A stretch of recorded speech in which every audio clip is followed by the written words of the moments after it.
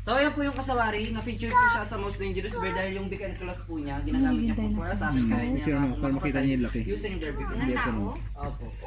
Lalo na po so ayan po yung kasawari, na-feature po siya sa most dangerous bear dahil yung big and close po niya, ginagamit niya po for attack, kaya niya Picture mo, para makita niyo yung laki. using their big and Hindi ito no. Opo. Lalo na po so ayan po yung kasawari, na-feature po siya sa most dangerous bear dahil yung big and close po niya, ginagamit niya po for attack, kaya niya Picture mo, para makita niyo yung laki. using their big and Hindi ito no. Opo. Lalo na po so ayan po yung kasawari, na-feature po siya sa most dangerous bear dahil yung big and close po niya, ginagamit niya po for attack, kaya niya Picture mo, para makita niyo yung laki. using their big and Hindi ito no. Opo.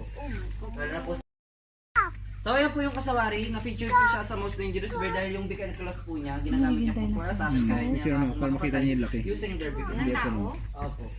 Lalo na po so ayan po yung kasawari, na-feature po siya sa most dangerous bear dahil yung big and close